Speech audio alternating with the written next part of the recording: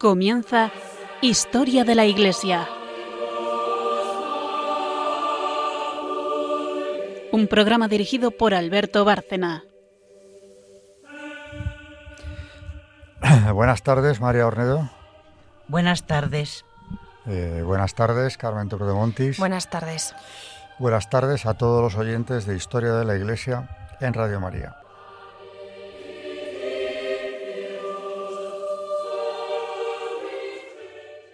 Primero vamos con el resumen de lo que va a ser el programa, con sus 3 secciones. Esto siempre lo digo para el que no conozca el programa, pero aunque lo conozcan, concretar qué es lo que vamos a tratar hoy.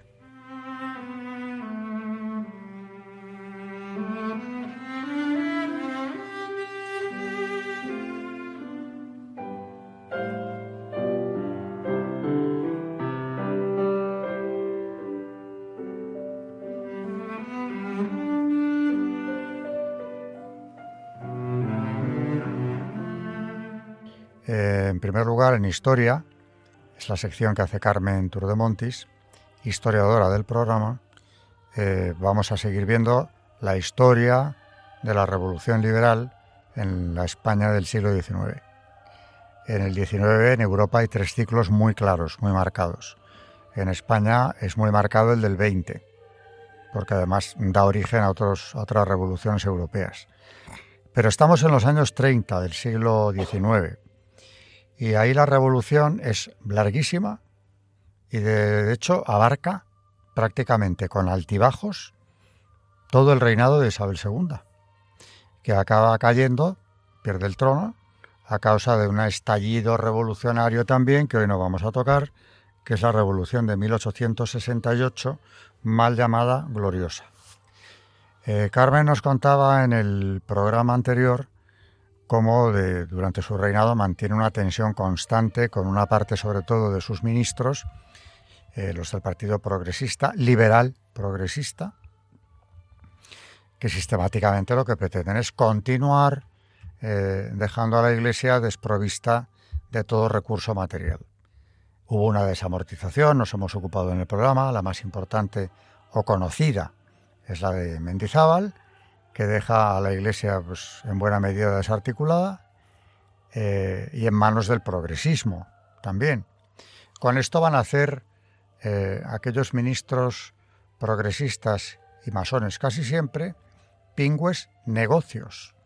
Por ejemplo, con el convento de Sor Patrocinio, que ya el otro día la trajo aquí Carmen, el convento de las Concepcionistas Franciscanas en la calle del Caballero de Gracia, que fue expropiado, de allí es de donde habían sacado detenida sin causa a Sor Patrocinio, fue expropiado luego, demolido, era una superficie enorme que daba 4 calles y fue objeto de una especulación inmobiliaria terrible que benefició precisamente a los que habían llevado a cabo la expropiación, entre otros el propio Olózaga.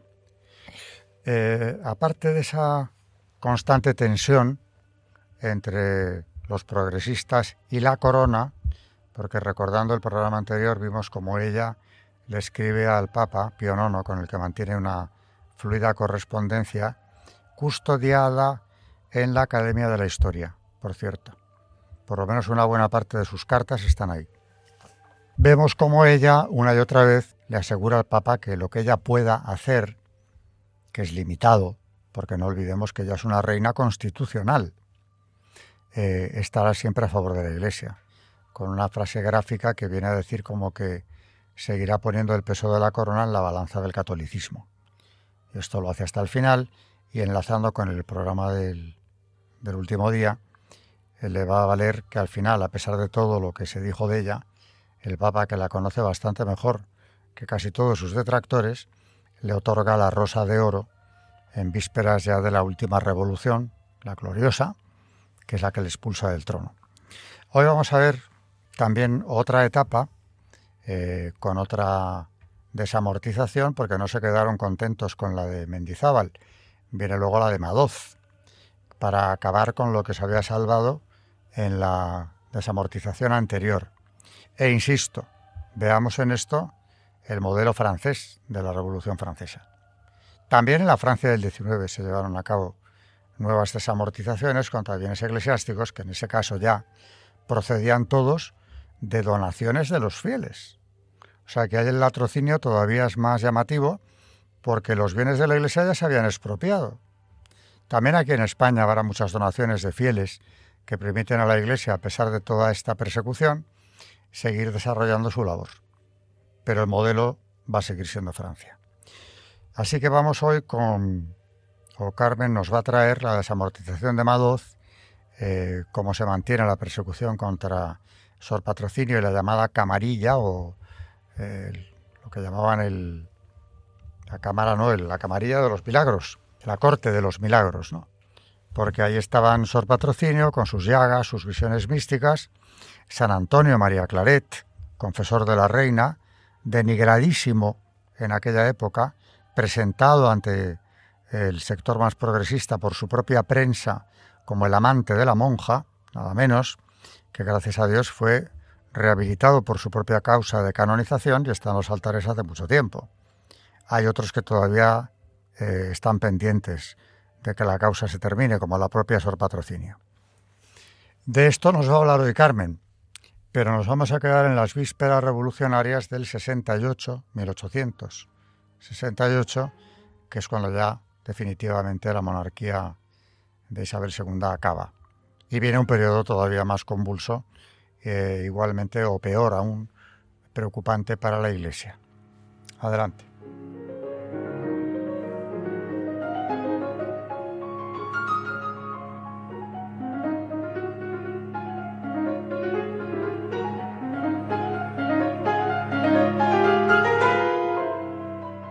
Pues continuamos con la historia de esta persecución masónica, jalonada de destierros de la monja y atentados contra su vida, siempre con el mismo argumento: formar parte de esta camarilla secreta que manejaba a su antojo todos los negocios del gobierno.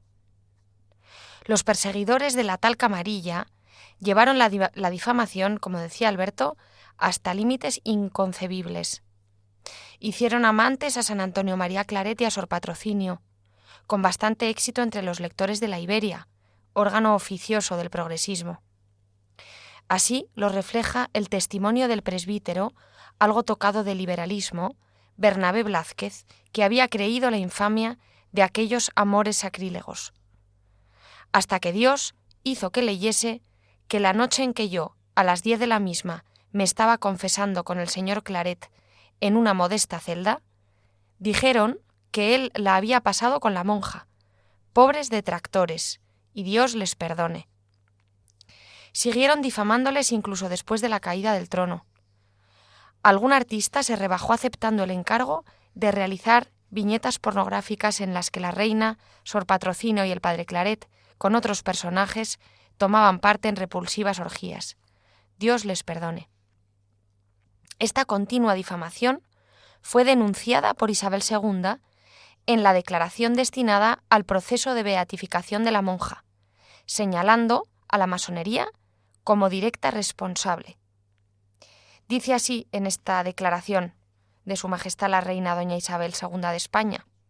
Dice: los revolucionarios de los últimos tercios del siglo XIX la distinguieron con su odio, llegando, Dios les perdone, hasta acusarla de complicidad en el horrendo atentado de regicidio que contra mi persona real cometió un infeliz sacerdote.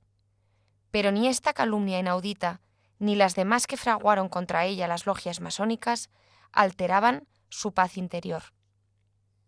Contra ella, Sor Patrocinio, se ha dicho todo lo malo que puede decirse, pero todo fue urdido por los emisarios del maldito Satanás, que así como a los primitivos cristianos echaban los gentiles la culpa de cuantas desgracias ocurrían, así también los masones, si se encendía en España la guerra civil, si caía un ministerio, si se atentaba contra mi real persona, si se daba algún puesto a algún personaje, enseguida gritaban, por medio de la prensa impía: son cosas de la monja Sor Patrocinio. Para entonces Sor Patrocinio había fundado muchos conventos en España y Francia, pero aquel del Caballero de Gracia, donde tuvieron sus primeras experiencias místicas, había sido desamortizado y poco después demolido. Que no quedara ni rastro de lo que allí ocurrió, particularmente de las apariciones de la Virgen del Olvido. Su imagen, a pesar de todo, se venera en el oratorio contiguo al solar del destruido convento, el que lleva el mismo nombre que se le daba popularmente a la comunidad concepcionista de la Monja de las Llagas, el Caballero de Gracia. La masonería, en este caso, aunque lo pareciera durante más de un siglo, no lograría plenamente su propósito. El proceso de beatificación de la Monja de las Llagas sigue abierto, y en honor de la Virgen del Olvido se celebran cultos en Madrid, el último sábado de cada mes, en la sede actual de la Comunidad de Sor Patrocinio, en la calle de Blasco de Garay. También en otros lugares de España, siempre organizados por las monjas de su orden, muy particularmente en Guadalajara, donde se encuentra la imagen original de la Virgen del Olvido y los restos de Sor Patrocinio, que murió allí, en el convento de las Concepcionistas franciscanas, donde pasó sus últimos años la Monja de las Llagas al regresar del último exilio. El peso de la corona entró en juego varias veces, siempre que se tocaba la cuestión religiosa, y en 1854 estaba a punto de tocarse. En julio de ese año volvía de su retiro londinense uno de los masones más destacados del siglo XX, Baldomero Espartero, perteneciente al Supremo Consejo del grado 33, y como buen masón, liberal radical y tan servidor de los intereses británicos como el propio Mendizábal. Su regreso era el resultado de uno de los múltiples pronunciamientos militares de la época, la Vicalvarada, que unió a las dos grandes ramas del liberalismo español, moderados y progresistas. Carlos Marx opinaba que no era casual que Espartero recibiera en Londres la propuesta de gobernar nuevamente en España justo cuando más interesaba a Inglaterra la colonización del mercado español reimplantado el libre comercio, que ya en su día Espartero había impulsado privilegiando los productos ingleses, con grave perjuicio de los nacionales. La incipiente industria española, sobre todo la catalana, se hundió, y eso en buena parte le costó la pérdida del poder. Durante el nuevo bienio progresista servirá los planes del Supremo Consejo al que pertenecía, poniendo en marcha una segunda desamortización, la de Madoz. Esta vez, el objetivo eran los bienes de los ayuntamientos, que se arruinaron, pero también lo que la primera, la de Mendizábal, había dejado a la Iglesia. En 1855 no se respetó ni el patrimonio de las instituciones benéficas ni la mayoría de patronato eclesiástico. Meses más tarde, Espartero se enfrenta a una crisis de gobierno. Su ministro de la Gobernación, Escosura, exige el cese del general O'Donnell, ministro de la Guerra, a causa de la supuesta protección que dispensaba al clero de Valladolid, responsable, también supuestamente, de la conflictividad social que se vivía en el campo. Espartero se inhibe y traslada la solución de la crisis a la misma reina, que ella decida. Pero cuando lo hace respaldando a O'Donnell, Espartero se va en compañía de su ministro progresista Escosura. Así, respetaba la decisión de la reina, a quien él mismo había involucrado en la peliaguda cuestión. La siguiente crisis, que fue inmediata, también tenía que ver con la Iglesia. Cuando Isabel II trataba de cancelar esta segunda desamortización, y a causa de ello, precisamente, cayó el gobierno, al dimitir el ministro de Hacienda, y de paso también O'Donnell, que lo presidía. Estos son ejemplos de crisis isabelinas donde se dan elementos recurrentes: la lucha partidista o personalista y la resistencia de la corona ante las medidas contra la Iglesia. ¿Qué decir de la inconsecuencia de Espartero? ¿Quería una reina constitucional? ¿Aceptaba su arbitraje? No, desde luego. Aunque supuestamente su modelo ideal fuese la reina Victoria, los liberales españoles estaban muy poco dispuestos a aceptar el papel moderador de la reina, incluso se lo invocaban ellos mismos. Muchas de las culpas de los gobiernos isabelinos recayeron a la larga sobre el trono. Así todo el reinado fue un pulso entre la reina y la masonería, que se reorganizaba precisamente entonces después de su fracaso a la hora de extender en España la última de las revoluciones liberales europeas, la de 1848. Había sido frenada por el general Narváez, máxima figura del moderantismo, pero la secta no renunciaba a sus conquistas, ni tampoco dejaba de proyectar un paso adelante como fue la Vicalvarada, cuyos efectos acabamos de ver, principalmente esta segunda desamortización.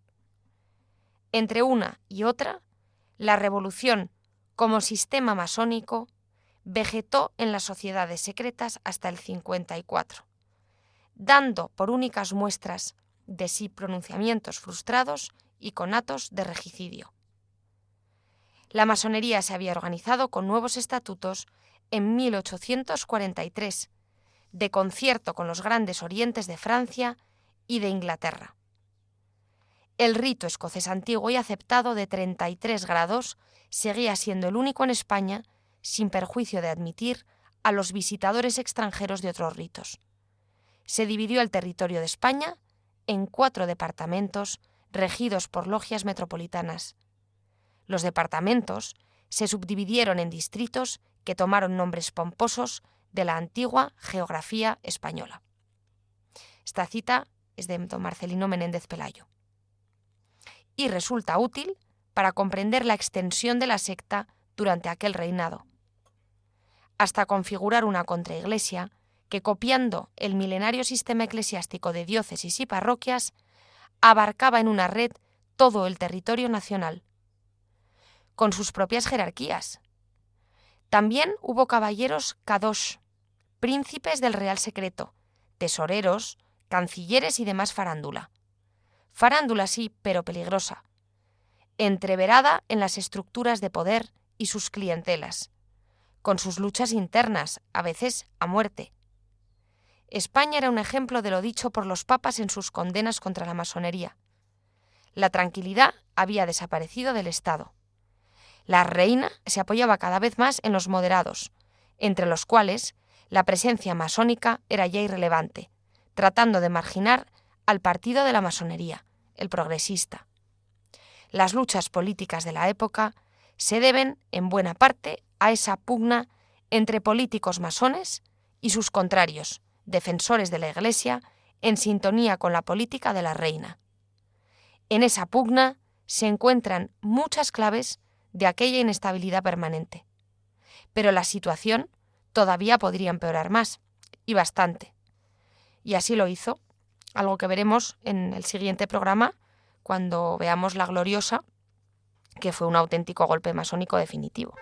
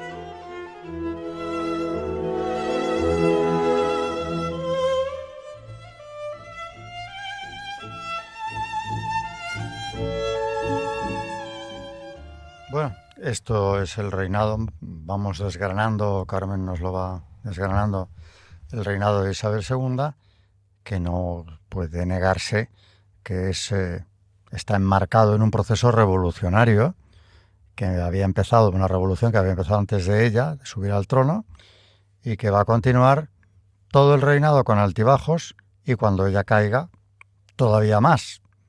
Porque es cuando viene pues Amadeo de Saboya, la Primera República, la Guerra Cantonal. Toda esa locura viene cuando ya la han expulsado a ella. Así que revolución en España tenemos prácticamente a lo largo de todo el siglo XIX. Cuando venga la Restauración será distinto, pero no ha desaparecido ese germen o esos focos revolucionarios, ni siquiera a finales del siglo XIX, y en el XX tampoco. Pero no vamos a adelantarnos. Lo dejamos aquí por hoy y tratamos, como siempre, de centrarnos en lo que es historia de la Iglesia, para no entrar en otros campos de la historia o en otros aspectos de la historia del XIX, que es compleja y, desde luego, muy amplia. Pasamos ya enseguida a la sección siguiente, un santo que nos trae hoy, de hecho es una santa o beata, mártir, de otro proceso revolucionario, continuación de los que estamos viendo, pero ya del siglo XX. Es una mártir de la Guerra Civil, asesinada en Barcelona de forma atroz por el mero hecho de ser una religiosa, destacada, por cierto, que muere, bueno, como Carmen nos lo va a contar, ¿no?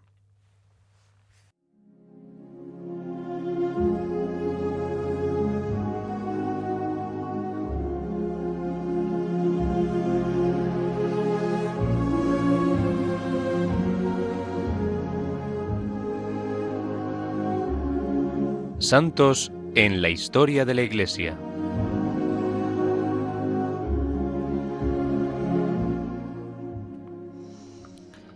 Hoy vamos a hablar de la beata Apolonia del Santísimo Sacramento. La segunda de 11 hijos del matrimonio de Cándido y Martina fue bautizada el 20 de abril en la parroquia de San Pedro Apóstol. Tuvo 4 hermanos más consagrados.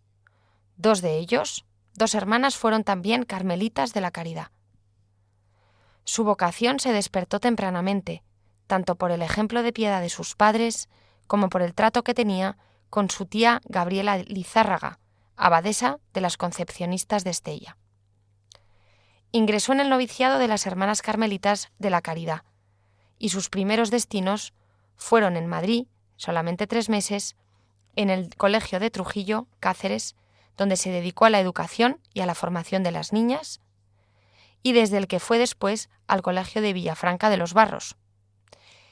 En 1907, superiora de la comunidad del Colegio San Joaquín en Sevilla, y en 1909, superiora de la comunidad del Colegio de Vic, y consultora general de la congregación. En 1917 pasó a ser la mano derecha de la Madre General, que la encomendó la visita de las casas de Extremadura y Andalucía, y poco después viajar a América para visitar las casas de Chile y Argentina. Fue nombrada superiora general, siendo su primer objetivo proyectar la causa de beatificación y canonización de la madre fundadora, Joaquina de Vedruna, para lo que viajó a Roma, siendo recibida por el Papa Pío XI.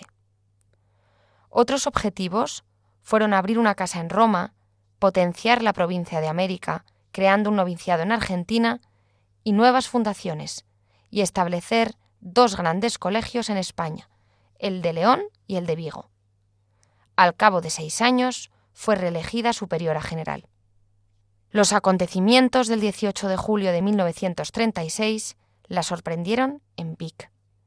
Ante el peligro que corría, tuvo que abandonar su domicilio de la casa madre el 20 de julio, pasando a la Casa de la Misericordia de su congregación. Se preocupó de encontrar refugio para sus religiosas, en particular para las más jóvenes, y las hermanas enfermas.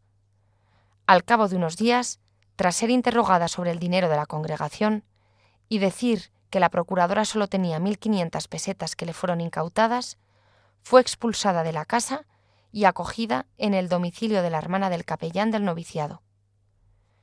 Llegó a Barcelona el 2 de agosto, reclamada por las hermanas de la congregación, alojándose en casa de doña Margarita Ochoa de Zabalegui. Pero tuvo que cambiarse a la casa de la familia Darner, donde compartió compañía con 2 hermanas. El 6 de septiembre se presentaron por la noche los milicianos en casa de los Darner, y tras el registro la Madre Sacramento confesó que era religiosa. Pensando que allí no estaba a salvo, volvió a casa de sus primas, donde fue apresada el 8 de septiembre del 36 junto al sacerdote José Puig, párroco de Sants, que también estaba escondido en la misma casa.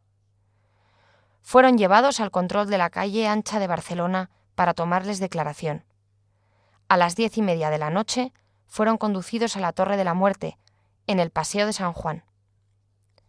Tras ser interrogada y manifestar su condición de religiosa carmelita de la Caridad, fue sacada de la habitación y asesinada. Tenía en ese momento 69 años de edad. A los 2 días fueron liberadas las 2 hermanas Ochoa, Ángeles y la sobrina del sacerdote. Nunca se supo nada del señor Darner. Las gestiones que se hicieran para conocer sus últimos momentos de vida están reflejadas en la causa de beatificación, donde se señala que la Madre General fue llevada a la checa de San Elías y descuartizada viva, echando sus carnes a los cerdos que cebaban en dicha checa. Estos testimonios han sido proporcionados por personas que no fueron testigos de vista de los hechos, pero sí oyeron manifestaciones de diversas personas relacionadas con dicha checa. Fue beatificada en Roma el 28 de octubre de 2007. Una mártir más que estará rogando por España. A ella podemos encomendarnos también. Cuando pido por España, suelo poner como mediadores a todos los santos y mártires que ha dado nuestra nación.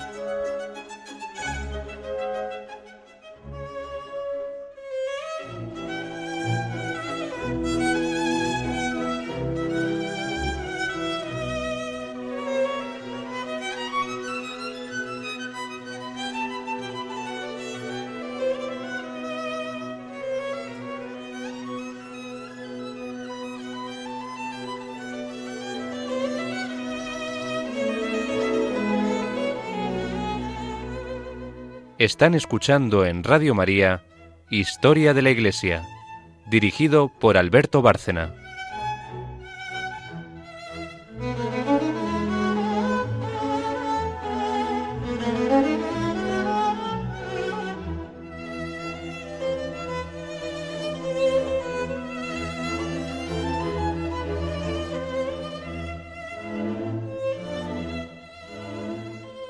Y con esto ya pasamos enseguida a la tercera y última sección, donde María Ornedo continúa con milagros eucarísticos, de momento a acabar con el del anciano, y bueno, tiene más. Tiene Bolsena y tiene Daroca, aquí en España. A ver si nos da tiempo, bueno, hasta donde podamos llegar hoy.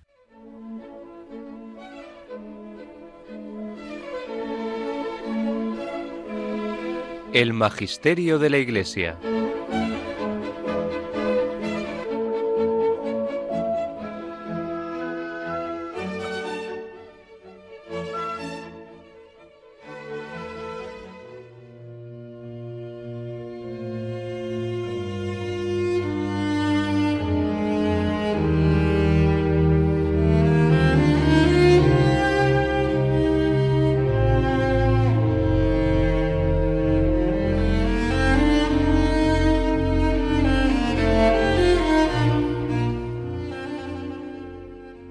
Seguimos hoy con el milagro eucarístico del anciano. Nos habíamos quedado en el punto 2 sobre el examen microscópico y microquímico de la antigua sangre del anciano.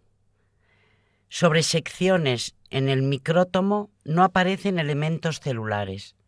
Los estudios microquímicos han arrojado resultados contrastantes comparando la muestra en examen y sangre humana disecada. Punto 3. Búsqueda cromatográfica de la hemoglobina en la antigua sangre. La prueba realizada tanto en la muestra en cuestión como en otras muestras de referencia demostró la real naturaleza hematosa de la antigua sangre del anciano. Dicha prueba tiene plena validez para el reconocimiento de la sangre, aun en el caso de materiales dañados a lo largo del tiempo, que pueden presentar resultados contrastantes con respecto a los exámenes anteriormente mencionados. Punto 4. Definición inmunológica de la especie a la que pertenecen la antigua sangre y la antigua carne del anciano.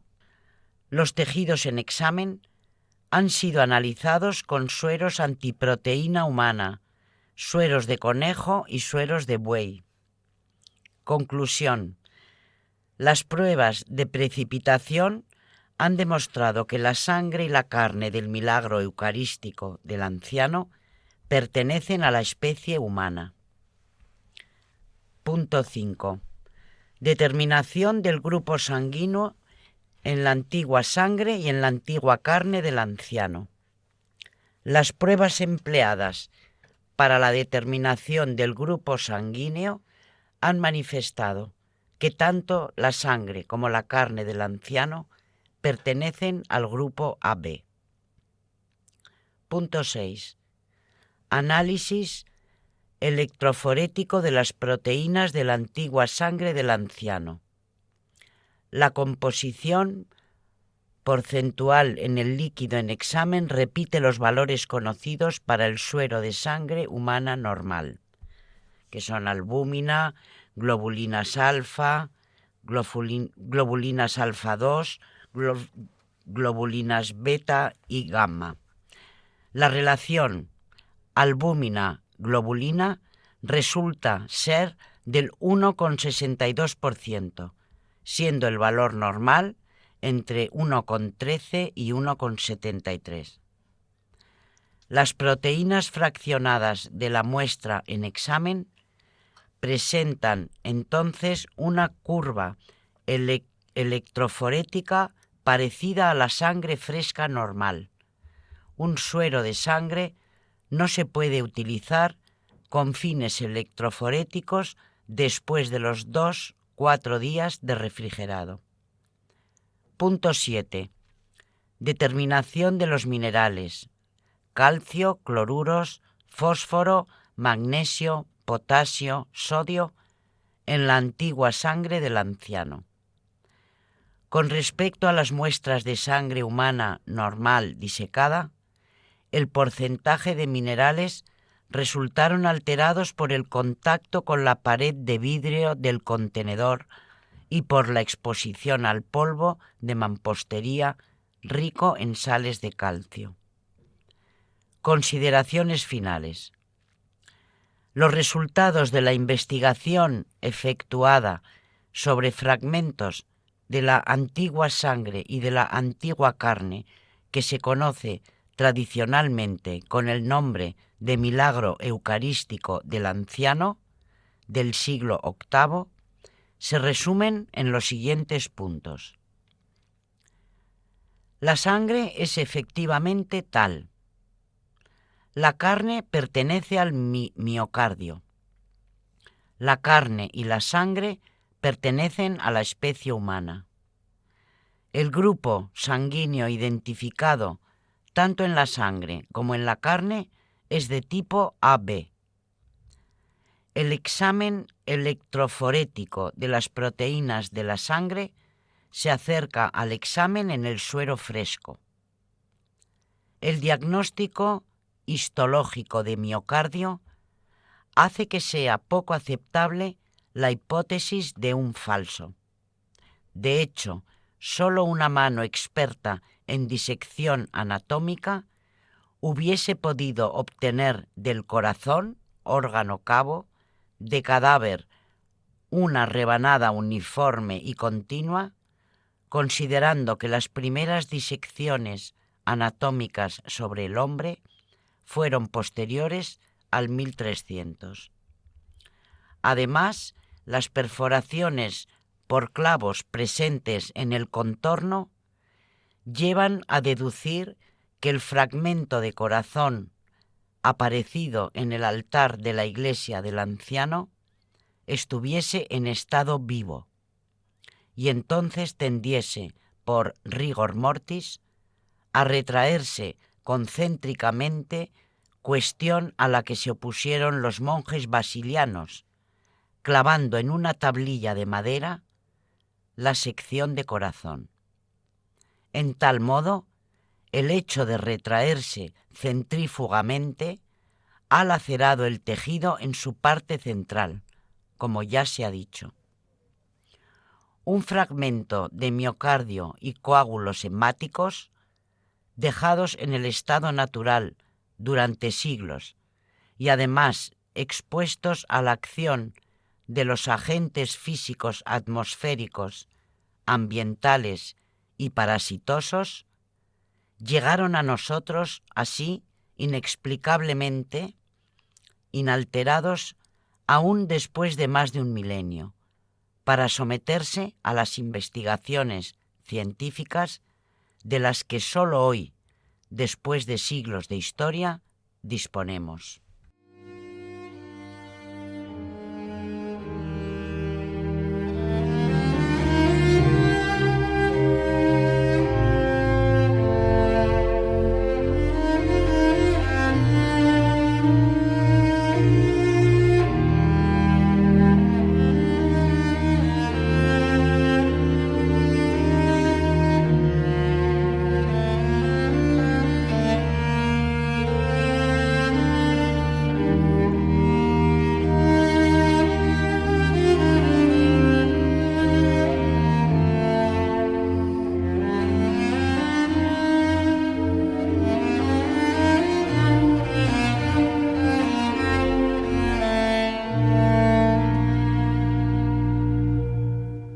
Bueno, vamos a seguir con el milagro eucarístico de Bolsena.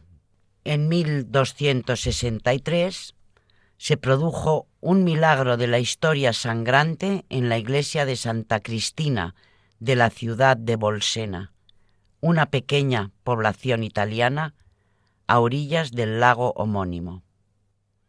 En el transcurso de una misa oficiada por el sacerdote Pedro de Praga en la localidad de Bolsena, manó sangre de la hostia, que involucró al Papa y a Santo Tomás de Aquino. La noticia del prodigio llegó pronto al Papa Urbano IV, que se encontraba en Orvieto, ciudad cercana a Bolsena. Hizo traer el corporal y, al constatar los hechos, instituyó la solemnidad del Corpus Christi. La duda del sacerdote sobre la transubstanciación. En el año 1263, el padre Pedro de Praga, Bohemia, dudaba sobre el misterio de la transubstanciación del cuerpo y de la sangre de Cristo en la Eucaristía. Acudió así en peregrinación a Roma para pedir sobre la tumba de San Pedro la gracia de una fe fuerte. De regreso de Roma, Dios se le manifestó de manera milagrosa, ya que cuando celebraba la Santa Misa en Bolsena, en la cripta de Santa Cristina, la sagrada hostia sangró, llenando el corporal de la preciosa sangre. El sacerdote de Praga, atormentado por dudas acerca de la presencia real de Jesucristo en la Eucaristía, mientras dividía la hostia santa en la celebración de la misa, vio el corporal lleno de sangre que brotaba de las sagradas especies. Asombrado y aturdido por tan gran prodigio, le vino la duda de si había de terminar o seguir la misa.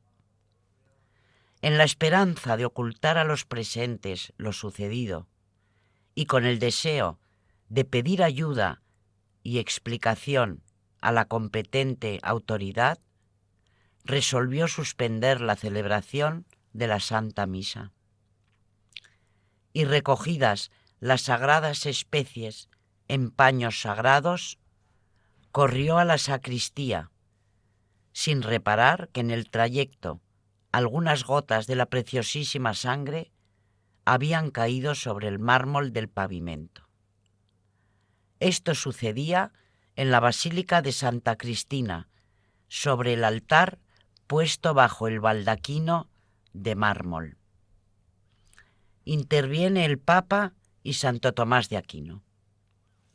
Profundo conocedor de los hombres y de los lugares, el doctor seráfico Santo Tomás de Aquino fue encargado por el Papa Urbano IV de presidir la comisión de teólogos instituida para controlar la verdad de los hechos.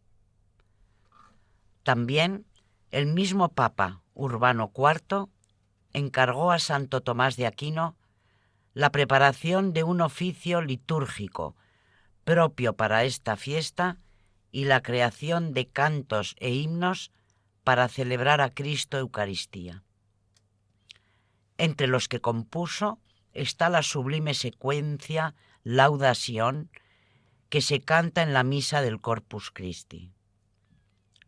Realizado su cometido por la comisión, confirmó la verdad del milagro y el Papa ordenó a Jaime Maltraga, obispo de Bolsena, que le llevase a Orvieto, donde tenía su residencia, el sagrado corporal, el purificador y los linos manchados de sangre.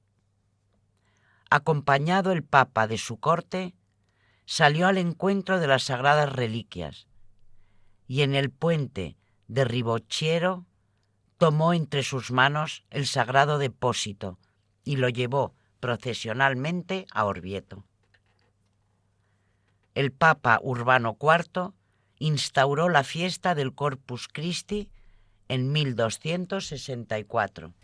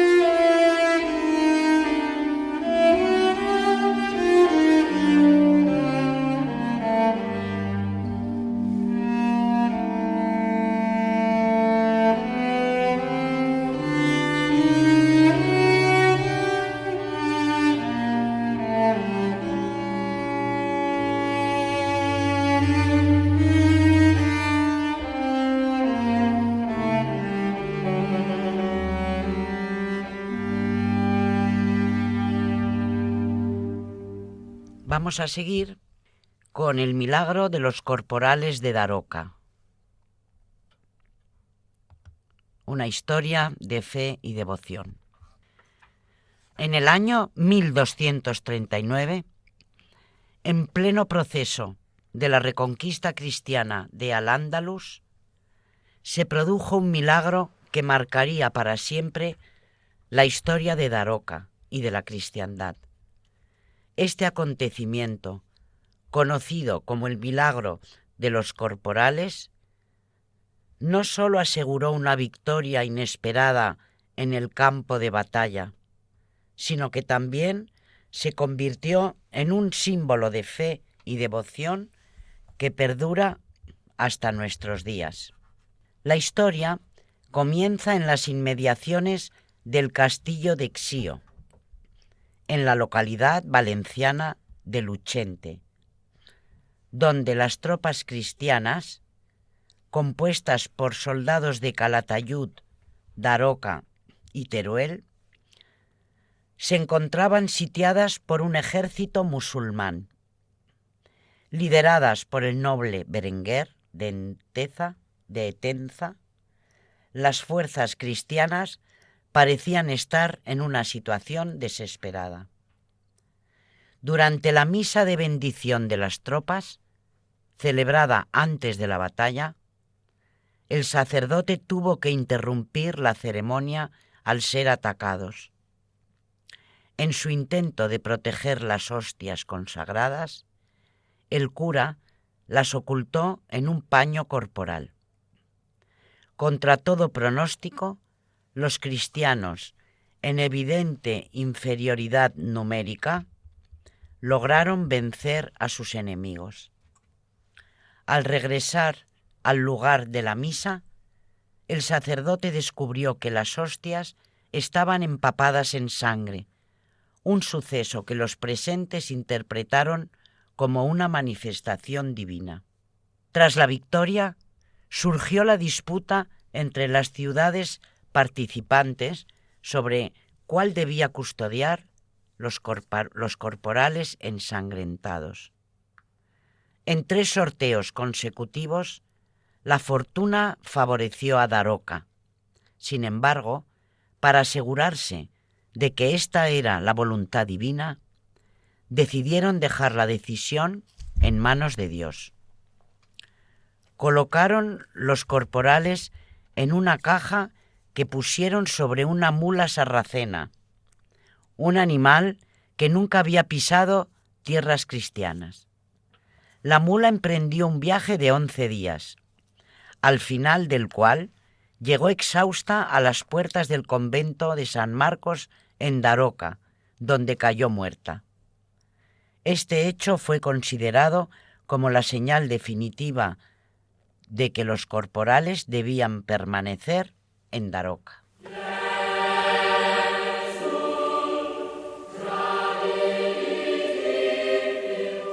Bueno, con esto llegamos al final por hoy del programa y nos despedimos hasta el próximo. Buenas tardes y muchas gracias, María Ornedo. Buenas tardes y muchas gracias. Buenas tardes también y gracias, Carmen Turdemontis. Buenas tardes y gracias. Recordar a nuestros oyentes que pueden escribirnos al correo del programa historiadeliglesia@radiomaria.es y que pueden encontrarnos también en el podcast de Radio María, Historia de la Iglesia, así como en las plataformas Apple Podcast y Spotify. Y buenas tardes a todos los oyentes de Historia de la Iglesia en Radio María.